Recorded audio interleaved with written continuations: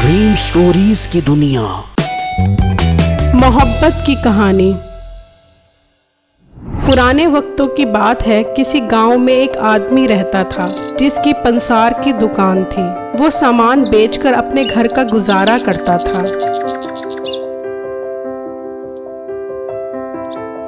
उसकी एक बीवी और एक बेटा था। बेटे का नाम बंटू था। ये लोग थोड़े गरीब थे।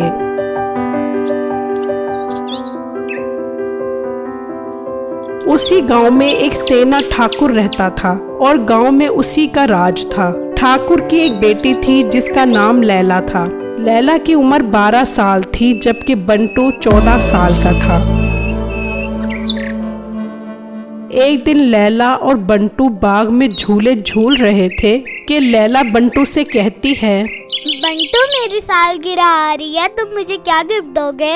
ये सुनकर बंटू सोच में पड़ जाता है और लैला से कहता है, लैला, आपको पता है कि हम बहुत गरीब लोग हैं। मेरे पास आपको देने के लिए कुछ नहीं है सिवाय अपनी जान के। लैला ये सुनकर मुस्कुराती है और कहती है, अरे पागल, मैं तो मजाक कर रही थी, मुझे सब पता है। हम अच्छे दोस्त हैं, यही काफी है। लेकिन बंटू को दिल ही दिल में लैला से बहुत प्यार हो गया था और कहीं न कहीं लैला भी बंटू से मोहब्बत करती थी।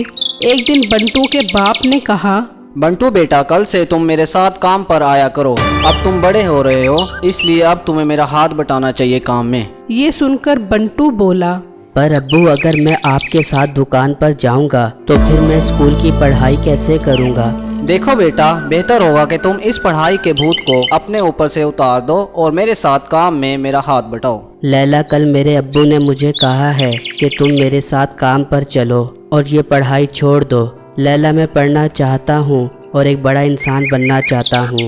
बंटू, तुम्हारी सोच अच्छी है, पर तुम्हें अब्बू की बात भी मानना पड़ेगी। ये सुनकर बंटू बोला, हाँ, माननी तो पड़ेगी, लेकिन मैं पढ़ाई नहीं छोड़ूंगा। मैं इस काम के साथ साथ पढ़ाई भी करूंगा। लैला के घर के मुंशी ने इन दोनों को मिलते हुए देख लिया तो वो लैला के बाप के पास गया। साहब जी, मैंने देखा है अपनी लैला बिटिया उस गरीब परचून वाले के बेटे के साथ मिल रही थी। लड़की का बाप बड़ा नफीस इंसान था। वो बोला, अरे ये बच्चे हैं, कोई बात नहीं अगर खेल रहे हैं, और कोई गरीब कोई अमीर नहीं होता। ये सब किस्मत के खेल हैं और इस दुनिया में सब बराबर हैं। पर साहब जी, ये गरीब लोग हैं, बहुत बदतमीज हैं। आपने देखा नहीं इसके बाप को, एक गरीब ऊपर से बदतमीज। नहीं नहीं मुंशी, बदतमीज होने का ताल्लुक अमीर या गरीब से नहीं होता, बल्कि हमारी नज़र से होता है कि हम इंसान को किस नज़र से देखते हैं। अच्छा साहब जी।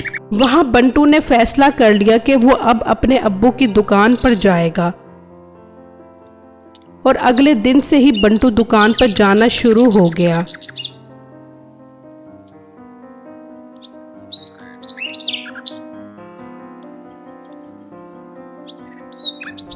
और इसी तरह वक्त गुजरता गया और बंटू बड़ा हो गया और लैला भी बड़ी और खूबसूरत हो गई। अगले दिन लैला और बंटू बाग में मिले तो बंटू ने लैला को कहा, लैला, कल तुम्हारी सालगिरह है तो मैं तुम्हें क्या गिफ्ट दूं? ये सुनकर लैला बोली, मुझे कोई गिफ्ट नहीं चाहिए, हम अच्छे दोस्त हैं, मेरे लिए यही काफी है। ये कहकर लैला अपने घर चली गई और बंटू अपने घर। कुछ देर बाद मुंशी लैला के बाप के पास गया। साहब जी, लैला बिटिया की तबीयत खराब हो गई है, वो बेहोश हो गई है। ये सुना तो वो परेशान हो गया और उसे जल्दी से अस्पताल ले गए।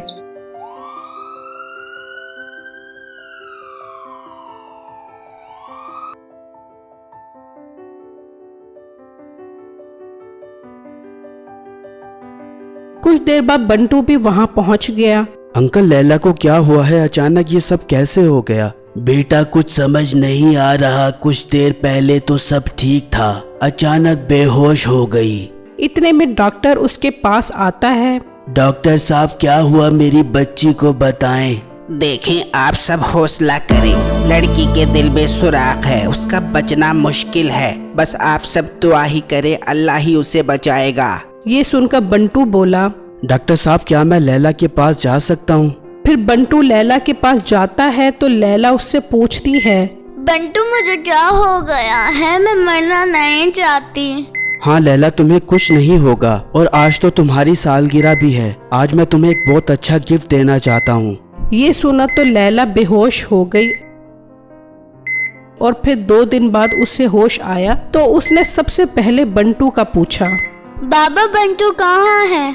शुक्र मेरे मालिक का तुम ठीक हो गई हो।